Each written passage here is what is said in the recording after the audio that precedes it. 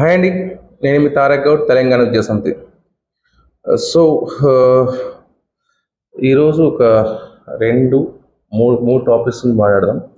మొదటి వచ్చేసి క్యాన్సిలేషన్ అండి.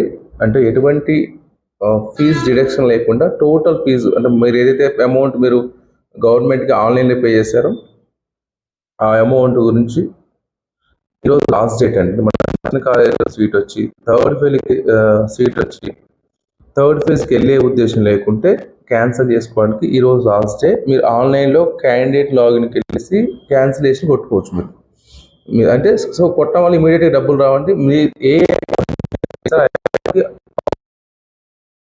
క్రియేట్ అవుతుంది, అదొకటి. రెండవది కొత్త సీట్లు. కొత్త సీట్లు అనేవి జడ్జిమెంట్ ఈరోజు పోస్ట్పోన్ చేశారు. 99.9% కొత్త సీట్లు వస్తున్నాయి.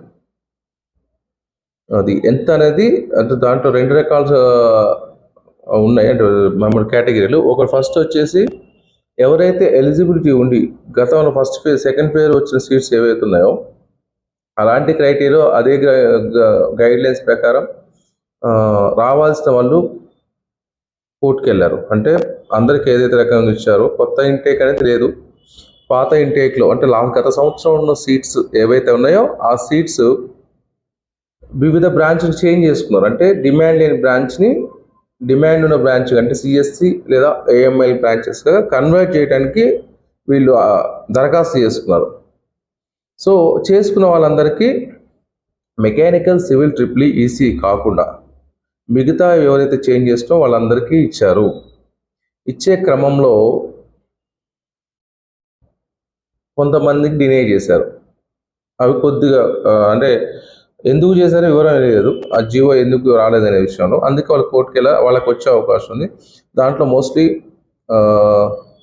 ఏరోనాటికల్, నెక్స్ట్ ఈ అనురాగ్ వాళ్ళు, వర్ధమాన్, మల్లారెడ్డి ఉన్నాయి, సిఎంఆర్ వాళ్ళు. రెండవ కేసు ఏంటంటే మెర్జింగ్, అంటే ఒక క్యాంపస్ని ఇంకో క్యాంపస్లో మెర్జ్ చేయడం.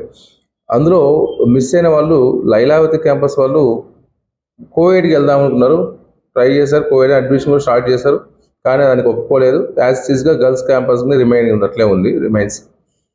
తర్వాత Mallareddy college second camp MR సెట్లో కలపడానికి దరఖాస్తు చేసుకున్నాడు.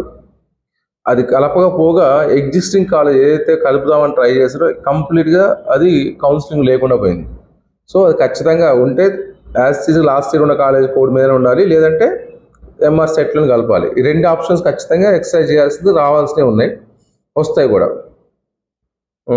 దీనికి తోడు కొత్త ఇంటేక్ ఏఐసిటి అప్రూవల్ ఇచ్చిన ఇంటేక్ జేఎన్టీ వాళ్ళు మన గవర్నమెంట్ ఆమోదం తెలపలేదు. ఎందుకంటే ఇప్పటికే ఎక్సెస్ ఉన్నాయి, సరిపడకంటే స్టూడెంట్ రేషియో కరెక్ట్గా ఉంది. మరీ ఎక్సెస్ అయిపోతే పెద్ద కాలేజ్ ఎక్కువ సీట్ ఇవ్వడం వల్ల మిగతా కాలేజ్, రూరల్లో ఉన్న కాలేజీలు, ఎందుకంటే ఆదిలాబాద్, నిజామాబాద్, తర్వాత ఈ మెదక్, 4 డిస్ట్రిక్ట్ అసలు ఇంజనీరింగ్ కాలేజే లేకుండా పోయింది, అసలు లేవు అక్కడ. సో రూరల్లో కాలేజీని పెంచాలంటే పెద్ద కాలేజీలో అవసరాన్ని మించి సీట్స్ ఇవ్వడం వల్ల ఉన్న స్టూడెంట్స్ అయితే ఆ కాలేజీలో ఆప్షన్ పెట్టుకోవటం, మిగతా వాళ్ళు నిర్వీర్యమైపోతున్నారు, కుదేరైపోతున్నారు. సో ఎక్కువ సీట్లు అనేది, అంటే అవసరానికి మించిన సీట్స్ ఇవ్వటం వల్ల విద్యా ప్రమాణాలు పడిపోతాయి. ఆ జీలు ఉండదు. మామూలుగా సింపుల్గా ఇంజనీరింగ్ సీట్ దొరుకుతుంది అంటే బాగుండదని చెప్పే ఉద్దేశంతో కొంచెం ఎక్సర్సైజ్ చేసి సీట్లు పెంచే క్రమాన్ని ఆపారు. సో కొత్త ఇంటేక్ ఇచ్చే ఉద్దేశం లేదు. తర్వాత ఈవినింగ్ కాలేజెస్ అని, నైట్ కాలేజెస్ అని చాలా అప్రూవల్ ఇచ్చారు, అవి ఏవి రావట్లేదు. ఓన్లీ ఇది కాలేజీలు మిస్ అయిన కాలేజు ఇంటర్నల్ స్లైడింగ్ చేసుకున్న కోర్సెస్ అయితే వచ్చే అవకాశం ఉంది. ఇది ఈరోజు డెసిషన్ వస్తుంది. ఇది దీనికి కొత్త సంబంధించి. మూడవది థర్డ్ ఫేజ్ ఆప్షన్స్. ఎవరైతే థర్డ్ ఫేజ్కి అంటే పెద్ద ర్యాంక్ అయి ఉండి ఇంకా ఆశతో ఇది టాప్ కాలేజీలో సీట్ వస్తుందని, సిఎస్సి వస్తాయనో లేకుంటే వస్తాయనో ఆశపడి థర్డ్ ఫేజ్ పెట్టుకోవడం వల్ల మీకు ఏ కాలేజ్ వచ్చినా కానీ వెళ్ళాల్సిన పరిస్థితి, కంపల్షన్ ఏర్పడుతుంది. సో పెట్టేటప్పుడు 1-10 సార్లు మనం పెట్టిన ఆప్షన్ ఖచ్చితంగా వస్తే ఓకే, వస్తే వెళ్ళే కాలేజే ఉండాలి. మీరు ఈ కాలేజీలో వస్తే పోతాను, లేకుంటే ఈ కాలేజీ పోను అనుకున్న కాలేజీ, తెలియని కాలేజీ ఎక్సర్సైజ్ చేయొద్దు. మీకు వస్తే వెళ్తాం, ఇది వస్తే వెళ్తాం, ఇది వస్తే వెళ్తాం, ఇది వస్తాం అన్ని టిక్ చేసుకొని నెంబరింగ్ చేసుకొని ఆ కాలేజే పెట్టుకోండి. అది రాకుంటే ఆబ్వియస్లీ మేనేజ్మెంట్ తీసుకోవచ్చు. లేదంటే సెకండ్ ఫేజ్లో మీరు ఆల్రెడీ మీకు కాలేజ్ ఉంది, అది సేఫ్ సైడ్ ఉంటుంది కాబట్టి రాకుండా ఇబ్బంది ఏం లేదు. మీ సెకండ్ ఫేజ్ కాలేజ్ ఉంది, సెకండ్ ఫేజ్ సీటు సాటిస్ఫైగా మీకు ఉన్నప్పుడు పెట్టే ఆప్షన్ చాలా జాగ్రత్త పెట్టాలి. ఎందుకంటే ఆల్రెడీ మీరు అనుకున్న బ్రాంచ్ వచ్చింది, సమ్వాట్ బెటర్ కాలేజీలో ఉందనుకున్నప్పుడు ఇంకా మోస్ట్ బెటర్ కాలేజ్, ఇంకా పైన కాలేజీ మాత్రమే పెట్టాలి, మీకు నచ్చిన బ్రాంచే పెట్టాలి. పెద్ద ర్యాంకర్స్ ఎవరైతే ఉన్నారో more than 50 or 60, 70, 1 lakh above వాళ్ళు టాప్ 30 ఎక్సర్సైజ్ చేసిన తర్వాత సిఎస్సి అలైడ్ కోర్సులు అంతా నార్మల్ 90% అదే కాంపిటీషన్ కాబట్టి అలైడ్ కోర్సులు ఎక్సర్సైజ్ చేసిన తర్వాత చిన్న కాలేజీకి వెళ్ళి సబ్స్టాండర్డ్ కాలేజీకి వెళ్ళి ఆప్షన్ పెట్టుకోవడం వల్ల ప్రమాణాలు లేని, వసతులు లేని కాలేజీకి పోయి 4 సంవత్సరాలు మనకు ఏదో సర్టిఫికేట్ ఓరియంటెడ్గా తీసుకోవడం అనేది ఉత్తమం కాదు.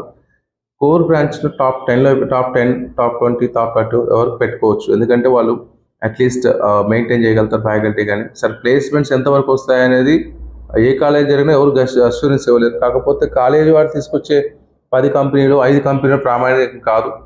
ఎందుకంటే ఇది గ్లోబల్ అండి. మామూలుగా ఎట్లా అంటే గ్లోబలైజేషన్ అయిపోయింది కాబట్టి ఒక హైదరాబాద్లోనే మనకు 17,000 కంపెనీల పైన ఉన్నాయి. ఇంజనీరింగ్ కానీ, డిగ్రీ కానీ, ఎంసీఏ కానీ, ఎంబీఏ కానీ, ఇంక ఏ కోర్స్ చేసినా కానీ 17,000 కంపెనీలు పైన ఉన్నాయి మన దగ్గర job opportunities companies. So college వాళ్ళు ఇచ్చే 4-5 కంపెనీలతో మన పిల్లలు బాగుపడతారని కాదు. ఎన్ని కంపెనీస్ వచ్చినా ఎంఏ చేసేవాళ్ళు ఉన్నారు, బయటకు వెళ్ళే వాళ్ళు 30 to 40% బయటకు వెళ్ళే ఉన్నారు. అంతకుముందు ఎప్పుడో మనం వాళ్ళ పిల్లాడు బయటకు వెళ్ళాడు, వీళ్ళ పిల్లాడు బయట, కానీ మన ఇళ్ళలో ప్రతి ఒక్కటి అట్లీస్ట్ ఊరికి కాదు ఒక వంశానికి 2-3 వెళ్తున్నారు. సో ఫారెన్లో ఎంఏ చేయడం అనేది ఒకప్పుడు కళ ఉండి ఇప్పుడు ప్రతి ఒక్కరు అట్లీస్ట్ 10లో 4 to 5 మెంబర్స్ బయటకు వెళ్తున్నారు. అంటే ఆపర్చునిటీస్ ఎక్కువ ఉన్నాయి. తర్వాత కెరీర్ ఓరియంటెడ్ కంటే ఫైనాన్షియల్గా బాగా సెటిల్ అవుతున్నారు. ఇక్కడ మనకు వచ్చే శాలరీస్తో పోలిస్తే అక్కడ ఏది చేసుకున్నా కానీ మినిమం 3-4 లక్షలు రిటర్న్ చేస్తున్నారు. అలా అని చెప్పేసి నేను బయటకు వెళ్ళి సంపాదించమని అట్లా కాదు, జనరల్గా చెప్తున్నా. బయటకు వెళ్ళటానికి ఎక్కువ మంది ప్రిఫర్ చేస్తున్నారు గ్రాడ్యుయేట్స్. అందుకే కొంచెం మంచి కాలేజీలో కమ్యూనికేషన్ స్కిల్స్, ఫ్యాకల్టీ, తర్వాత ల్యాబ్స్, ప్లేస్మెంట్స్ అనేది వాడు నిజంగా చదువుకుంటే ఎక్కడైనా బతకగలుగుతాడు. ఎక్కడైనా బెంగళూరు పోతాడా, చెన్నై పోతాడు, పూణే పోతాడు, నోయిడా పోతాడు, ఎక్కడైనా బతకొచ్చు. ఇంటర్వ్యూస్ అన్నీ ఉన్నాయి కాబట్టి ఎక్కడైనా ప్లేస్ అవుతాడు. కాబట్టి కాలేజీ యొక్క అంటే అక్కడ ఫ్యాకల్టీకి సరైన జీతాలు ఇచ్చేటప్పుడు వాళ్ళు సాటిస్ఫై ఉంటారు, మంచిగా టీచింగ్ ఉంటుంది. తర్వాత కన్వీనియంట్ ఉన్న కాలేజ్ చూసుకోండి, హాస్టల్ ఉన్న కాలేజ్ చూసుకోండి. నేను వాసవి వచ్చిన పేరెంట్ కూడా సాటిస్ఫై కాలేదు, ఎందుకంటే హాస్టల్ లేదు సార్ అంటారు. సిబిఐటి వచ్చిన పేరెంట్ కూడా సాటిస్ఫై కాలేదు, హాస్టల్ దూరంగా ఉంది సార్ అంటారు. సో అందుకనే మీ పిల్లల్ని పంపించేటప్పుడు పెట్టే ఆప్షన్ మీకు తెలిసింది అయి ఉండాలి. ఆ కాలేజ్ గురించి ఒకటి ఇంకా టైం ఉంది, రేపు వెళ్ళి 9th కదా, 2 days టైం ఉంది. పేపర్ మీద రాసుకుని ప్రతిదీ ఎక్సర్సైజ్ చేసుకోండి, జాగ్రత్త పడండి. మళ్ళీ ఒకవేళ మిస్ అయితే ఫీజు రియంబర్స్మెంట్ మిస్ అవుతుంది. మీరు తక్కువ ఆప్షన్ పెట్టుకుని మళ్ళీ మేనేజ్మెంట్ తీసుకోవాలి, కొంత డొనేషన్తో కూడుకున్న కార్యక్రమం. అందుకనే చేతిలో ఉన్నప్పుడు ఇల్లు దీపం ఉన్నప్పుడే ఇల్లు చక్క పెట్టినప్పుడు సమయం ఉన్నప్పుడే మీరు ఆప్షన్ సరిగా పెట్టుకోండి. ఎదుటి వాళ్ళని అంటే తెలియని వాళ్ళకి ఆప్షన్ ఇచ్చి పెట్టమని చెబుతూ పేపర్ పెన్ పెట్టుకొని జాగ్రత్త పెట్టుకొని ప్రింట్అవుట్ తీసుకొని ఏమైనా చేంజెస్ ఉంటే మళ్ళీ చేంజ్ చేసుకోండి. ఒకసారి పెట్టాం కాబట్టి మార్చుకునే అవకాశం లేదు, ఎన్నిసార్లు అయినా మార్చుకోవచ్చు. 2 days టైం ఉంది మీకు. కొత్తగా కౌన్సిలింగ్కి వెళ్ళిన వాళ్ళు ఉంటే కౌన్సిలింగ్కి వెళ్ళొచ్చు, సర్టిఫికేట్ వెరిఫికేషన్ ఉంటుంది. రేపు స్లాట్ బుక్ చేసుకోండి, వెళ్ళే వాళ్ళు వెళ్తారు. సరే, ఏమైనా మేనేజ్మెంట్ అడ్మిషన్ కావాలంటే చిన్న కాలేజ్ నుంచి పెద్ద కాలేజ్, ఒక భోజిరెడ్డి వాసవి తప్ప ఏ కాలేజీలో అడ్మిషన్ చేపిస్తాం. నా పేరు తారక్ గౌడ్, తెలంగాణ చేస్తాను. Thanks for watching. Please subscribe Tarak blogs.